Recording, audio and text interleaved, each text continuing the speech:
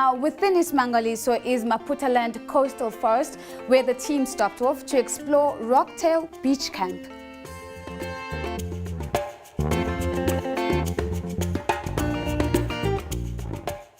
Considered as one of the most beautiful beaches in all of South Africa, Rockdale Beach is set in the picturesque Maputaland, which can be found inside the Ismangaliso Wetland Park. Surrounded by coastal dunes, this is a secluded, unspoiled area. Along this pristine beach, you will find the Rockdale Bay Beach Camp.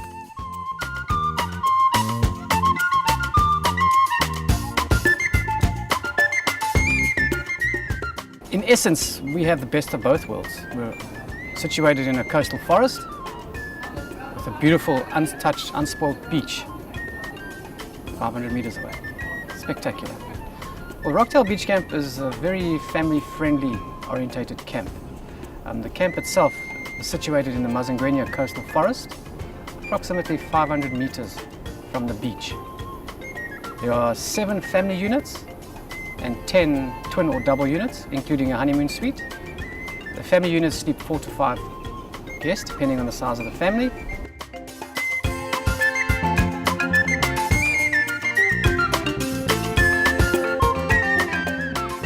The tranquility and blissfulness of the area are matched by the activities on offer. Activities on offer on Rockdale Beach Camp, being at the coast and being in a forest, there's actually quite a few activities ranging from a coastal forest walk in one of our trails through this beautiful forest, either guided or self-walked along the trails. We have got a trip to Lake Subbaiah, which is South Africa's largest freshwater lake, approximately a 30-minute drive from the camp. We go there, watch the sunset over the lake. The largest natural freshwater lake in the country, Lake Subbaiah, is where people come to see the hippo and crocodile and soak up the exquisite surroundings. The beach camp is especially popular during turtle season, when people come to witness loggerhead and leatherback turtles nest.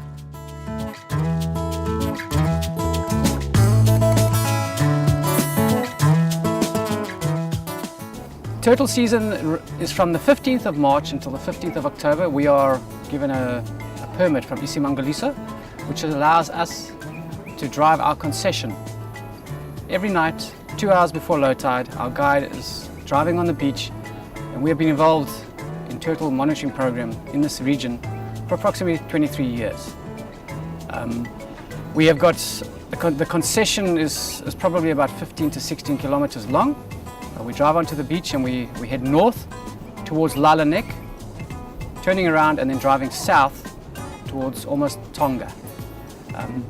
The monitoring program allows us to stop and monitor every single turtle that is seen nesting. Turtles that come to our beaches to nest are the loggerheads and the leatherbacks. As part of wilderness safaris, conservation is at the heart of Rockdale Beach Camp. This monitoring program is an example of the symbiotic relationship between tourism and conservation. On a guided night trip along the beach, visitors are eager to observe the nesting process. But not everyone is lucky enough to witness this. Well, at first it was a little disappointing because we didn't see much, and then as we got further along in the drive, we finally saw a mother loggerhead turtle come in and was making her way up the beach. It was great to see her, just because we didn't expect to see anything until the end of the drive. And once she finally showed up, it was amazing to see how complex they have to be to hide their young and make sure that the eggs survive. So it was a pretty unique experience. I'm glad we got to see it. Located within a wetland park, one of the most attractive features of the beach is the world-class diving. Yeah, well, this coastline is rated in the top 10 dive locations in the world. And having a dive center located right next to Rockdale Beach Camp, it makes it very accessible for our guests to actually experience the diving here. The diving instructor and Clive and Michelle come across every evening to have a chat with our guests, organize out the dives, where our guests are given times. They meet at the dive center, driven to the launch site on the beach, which is Island Rock, and from there the dive center takes over and our guests are rewarded with fantastic diving experience. For those wanting to get the most out of Rockdale Bay, a morning dive is a must. We'll get kitted up here and then we're going to drive everyone down the beach, go for a nice dive this morning. We'll launch the boat down in the channel. We've got a channel that we'll get on in the boat and everyone can jump up there. Once we're out, we're going to go down to a reef called Gorgors this morning. Hopefully conditions are looking good for a good dive.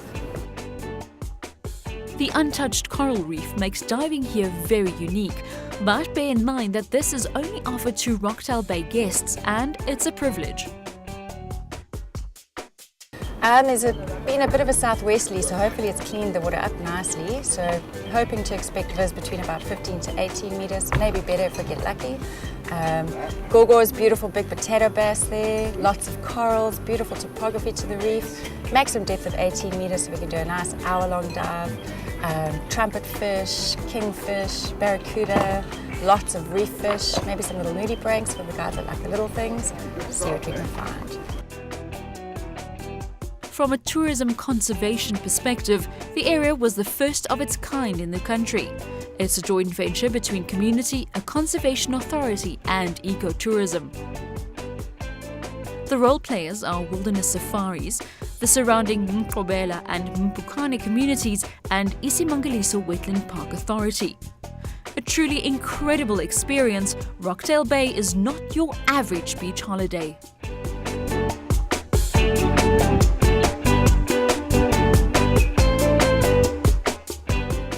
For a more informed view on the conservation in tourism, we spoke to the experts.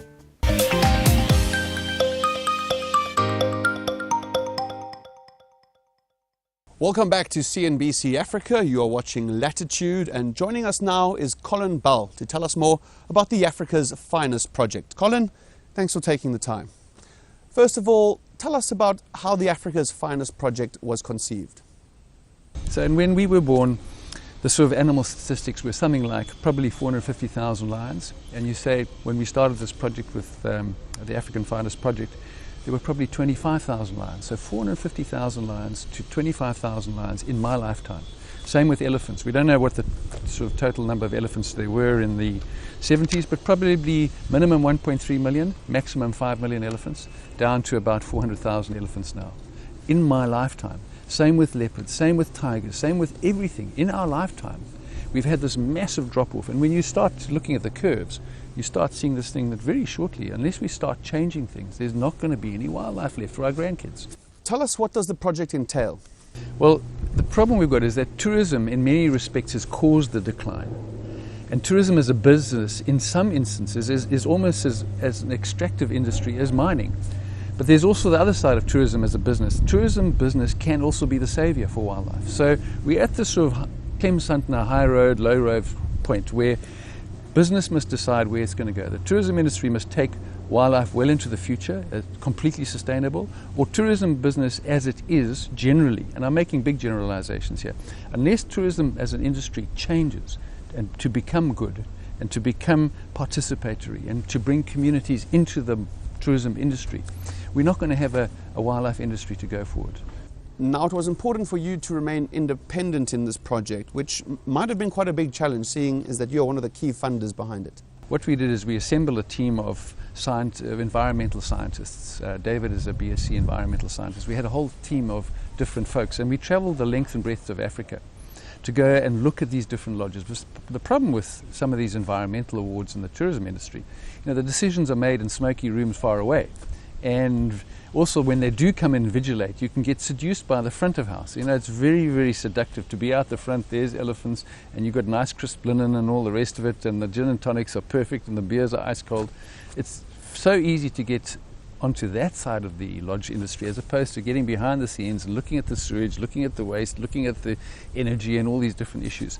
So what we did is we had a team of folks who we started sifting from the thousands, and we gradually worked out, no, here's a potential candidate, no, here's a potential. So we whittled it down from thousands to about 300, and finally we got down to about 170 something lodges which were really showed great potential for being the perfect lodges in every aspect. And we really looked at, we had sort of 5 or 6 categories, broad categories, which we sort of created to try and work out what is the truly best safari lodges. And when we say best safari lodges, we're not talking about the best sheets and the best sort of facilities and the most luxury. The best ones were the ones which were creating the best value for the environment and for communities. And we thought in all the thousands of lodges, there'd be hundreds and hundreds of lodges. And the biggest disappointment is that at the end of it, we found 50 lodges. That's all, which we found were doing so much good. And we created this checklist of 102 different points, and the environmental scientists went and visited each one of the 170 different lodges. And we looked at every single point of it, how they were doing with their communities, what their conservation work was like, the sense of place, the design, the infrastructure, the energy, the waste, all these different things we looked at. And it's only once you start to look in the sewer pipes and you start to see how they handle the waste, and you physically can start to evaluate, that you can start working out what the best lodges were. We see that there is a book that accompanies this project. Can you tell us a bit about it? Okay, so there's a couple of different things. So we've got to get more tourists to Africa. One of the biggest problems, if you look at a map of Africa, you can put China and the USA and most of Europe and India, and it fits all inside of there. And so you think of these massive continents fitting inside of Africa. And with all the great things we've got in Africa, we only have 5% of the world's tourism. And yet, when a magazine like Travel and Leisure goes out and they investigate the top lodges, 45% of the top 20 lodges and hotels in the world come from Africa. So we've only got 5% of the world tourism, but we've got 45% of the top 20 hotels. I mean, how is that possible? We're completely out of sync. So the first thing is we've got to get more tourists to Africa. We've got to really start performing. So the one aspect here is it's got a sort of semi-coffee table kind of component to try and give people overseas the incentive to travel to Africa. And finally, Colin, when going on safari, what should one look for to ensure that the establishment is conservation friendly? I think people have to do their research, and obviously this book is a good start. We've got all the best places listed on the website, so you can just go on there. We've got a website called africasfinest.co.za. They can go on there and just see, and I would encourage people to really go and book with the best of the best, because these 50 plus 50 companies are outstanding. They really are, and they deserve to have all the business. And some of these folks are really struggling. I mean, there's some of these businesses are doing outstanding work and they need traffic. So go to africasfinest.co.za. Do your research and don't just believe what the company says. Just because it's supporting a tiny classroom in the middle of nowhere doesn't mean to say it's good. You know, a tiny classroom is greenwashing. Beware of greenwashing. Watch where you pay your money. Make sure you pay the money to the country where you're actually traveling to. Yes, you might book through a travel agent, but make sure the travel agent's not paying Switzerland, because the money must stay in Africa. Why have an industry if it's not creating jobs, if it's not creating foreign exchange, and if it's not creating value for the parks?